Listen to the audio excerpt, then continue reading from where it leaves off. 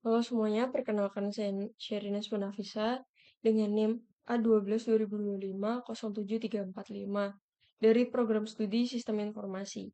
Hari ini saya ingin mempresentasikan hasil UAS saya, yaitu rancangan dan implementasi sistem informasi manajemen stok barang Lentera Eteri dan Pastry yang bernama Lentera Inventory. Saya ceritakan sedikit apa yang saya analisis dari hasil wawancara saya selama ini, yaitu mencari tahu sistem yang sedang berjalan seperti apa, lalu saya identifikasi kekurangan sistem yang sedang berlangsung, kemudian mencari cara untuk memperbaiki sistem yang lebih baik dan efisien dalam output web. Nah, ini adalah cerita sekilas latar belakang usaha Lentera Eatery dan Pastry merupakan salah satu usaha yang menyediakan berbagai minuman kopi dan makanan ringan hingga berat untuk pelanggannya. Bermula dari usaha kecil-kecilan, yaitu supplier pastry dan roti yang bernama Bros. Dimulai dari 21. Berkembang Lentera Eatery dan Pastry. Nah, sekarang Lentera sendiri memiliki 3 cabang, yaitu Nakamura, Ayani, dan Puri.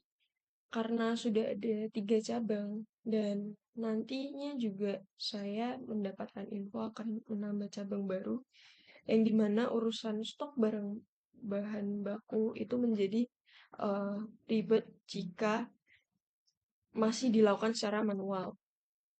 Dari hasil observasi saya dan wawancara saya di lapangan, ada beberapa masalah yang terjadi, yaitu keterlambatan informasi karena masih pakai Excel, jadi tidak tahu stok terkini secara cepat. Kemudian data yang tidak akurat karena pencatatan Excel suka berbeda dengan kondisi fisik barang di gudang. Kemudian pemborosan biaya. Itu problemnya adalah kadang stoknya kebanyakan dan jadinya mubazir atau malah kurang waktu sedang lagi dibutuhkan. Kemudian yang terakhir laporan lambat. Karena untuk membuat laporan buat manajer memakan waktu yang lama karena harus mm, merekap secara manual. Berikutnya, di sini saya ada sedikit gambaran struktur organisasinya. Owner menentukan arah bisnis dan manajer kafe yang memegang kendali operasional sehari-hari termasuk stok. Supplier dan head barista mengawasi tim di bawahnya, dan barista dan kitchen staff yang setiap hari memakai bahan baku tersebut. Kemudian purchasing yang mengurus pembelian ke supplier. Kenapa saya menunjukkan struktur organisasinya? Karena hal ini penting untuk kita dapat melihat siapa saja yang nantinya menjadi user dari sistem yang saya akan buat nantinya. Dan sudah saya buat, kemudian nanti akan saya jelaskan di akhir. Saya menganalisis menggunakan metode PISES. PISES itu singkatan dari 6 aspek. Dan saya menemukan kekurangan dari kekurangan yang tadi saya kelompokkan menjadi 6 aspek, yaitu kalau dari segi performance, mengecek stok manual itu menjadi lambat. Dan secara information, data itu suka tidak akurat. Kemudian untuk dari segi ekonomi, bisa jadi boros karena overstock atau out of stock. Kemudian dari sistem kontrol, belum ada kontrol atau monitoring yang terintegrasi. Kemudian dari segi efisiensi, kerjaannya jadi double-double nih karena masih menggunakan sistem yang manual. Kemudian dari segi service, itu jika pelanggan bisa mudah kecewa jika mengetahui bahwa pesanan yang dia pesan ternyata bahannya habis.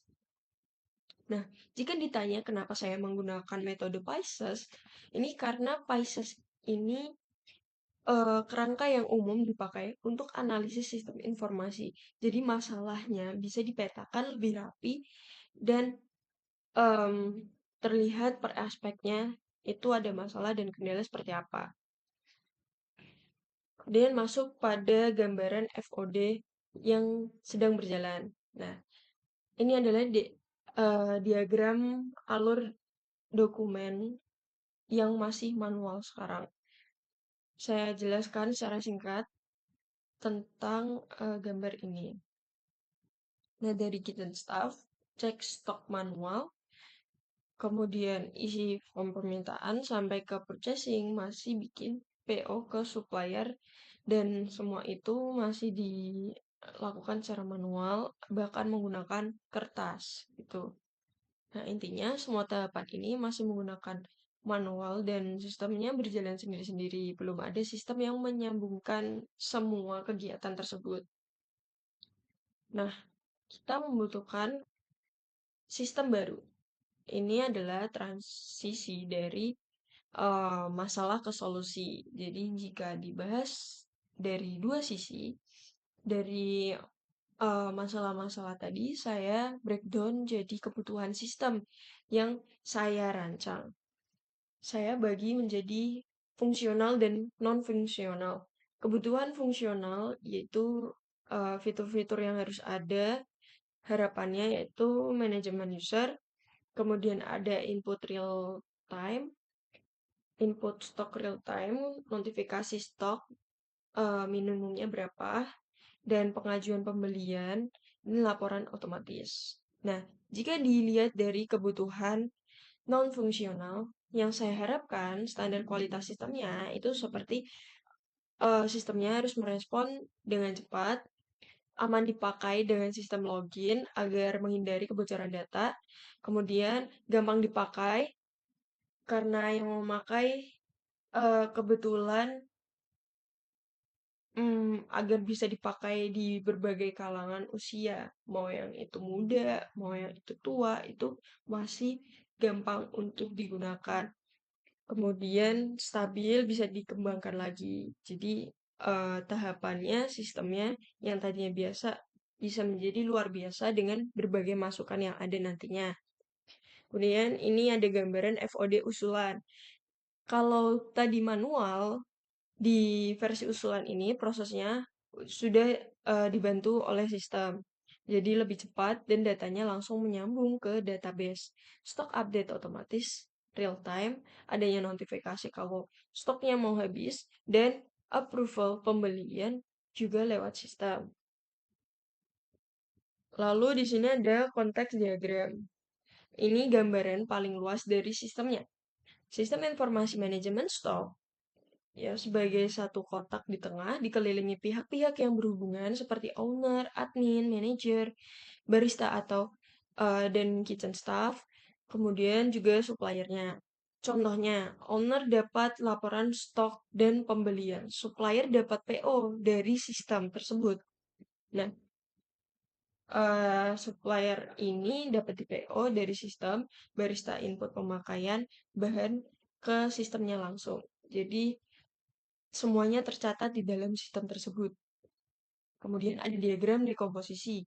Ini di breakdown sistemnya menjadi fungsi-fungsi utama yaitu 4 fungsi besar. Manajemen barang masuk, lalu barang keluar, monitoring stok, dan laporan untuk laporan keluar masuknya pembelian. Kemudian berikutnya adalah DFD level 0. Ini mulai masuk ke aliran data secara lebih teknis. Proses-proses utama sistem dan gimana data mengalir antar proses, entitas luar, dan tempat penyimpanan data atau data store. Eh, saya jelaskan gambaran besarnya saja ya. Di level 0 ini kelihatan bagaimana data barang, penjualan, dan laporan itu saling terhubung antar prosesnya. Nah, kemudian di DFD level 1 ini adalah detail lanjutan dari DFD level 0 yang tadi. Itu dipecah per proses, yaitu ada proses login, kemudian kelola data master, kelola stok, kelola pembelian, monitoring dan pelaporan. Nah, dan dari diagram sebelumnya, ini kenapa sih dibikin DFD level 1? Ini agar memudahkan programmer atau developer. Jadi, ini adalah rancangan untuk mempermudah programmer dan developer. Kemudian ada IRD. Nah, ini gambaran database-nya. Ini eh, barang jadi tabel pusat karena dia berhubungan dengan stok masuk, stok keluar, dan pengajuan pembelian. Supplier menyambung ke stok masuk, siapa saja yang mengirim barang, dan user menyambung ke stok masuk, siapa saja yang mengirim barang, siapa saja yang menginput transaksi pemakaian. Jika user, kalau supplier kan menyambung ke stok masuk, siapa saja yang mengirim barang. Jika user menyambung ke stok keluar, siapa saja yang input transaksi pemakaian. Kalau ditanya, kenapa relasinya seperti itu? Karena satu barang bisa punya banyak transaksi. Bisa punya banyak transaksi stok keluar dan masuk. Makanya relasinya itu one to many. Dan sekarang saya menjelaskan bagian dari web yang sudah saya buat. Nah, di implementasi login dan dashboard, halaman login ini semua halaman login ini semua user seperti admin, manager, barista, kitchen staff itu harus login terlebih dahulu untuk pakai username dan password sebelum bisa mengakses sistem. Nah, kemudian di bagian dashboard itu begitu login langsung terlihat ringkasan total barang, total supplier, dan berapa item yang stoknya udah mepet di batas minimum, berapa pengajuan pembelian yang masih pending, dan itu semua akan terlihat di dashboard. Nah, ada juga grafik trend. Di sini ada grafik trend stok masuk dan keluar 7 hari terakhir dan daftar barang yang hampir habis.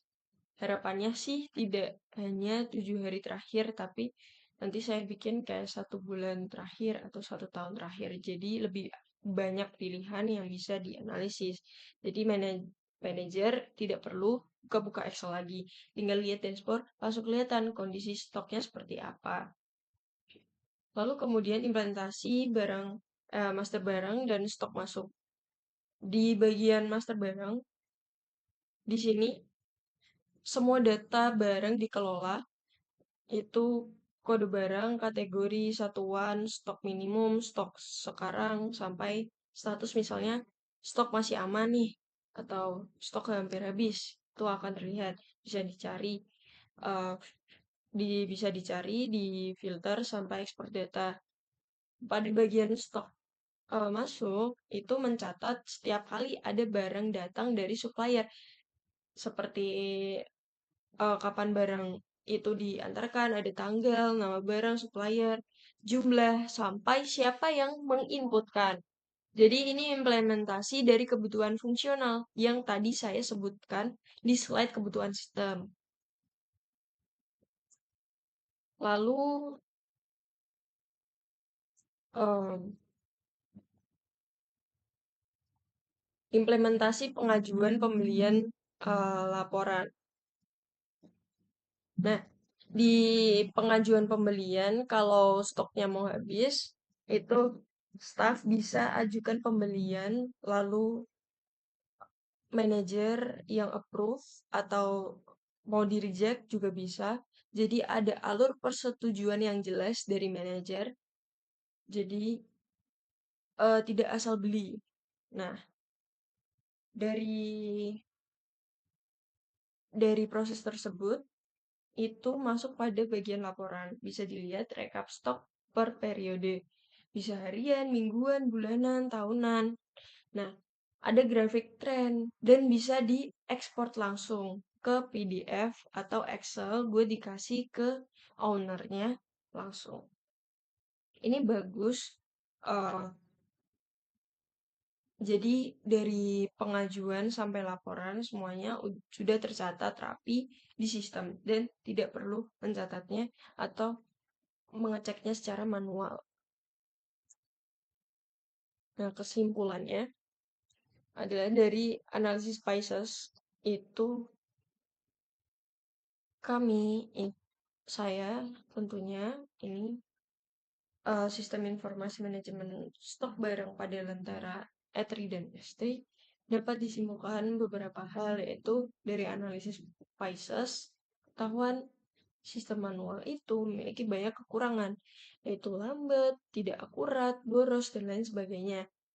Dengan adanya rancangan sistem seperti FOD, konteks diagram, dan DFD level 01 IRD itu bisa menjawab dan mengatasi masalah-masalah yang tadi ada pada bagian awal. Dan aplikasi Lentera Inventory ini benar-benar sudah dapat dipakai dan ya bisa digunakan untuk mencatat stok lebih cepat, akurat, dan transparan. Terima kasih atas perhatiannya. Itu tadi presentasi saya mengenai Lentera Inventory. Kalau ada pertanyaan, saya persilahkan di kolom komentar atau di bagian kulino. Kurang lebihnya saya mohon maaf. Terima kasih.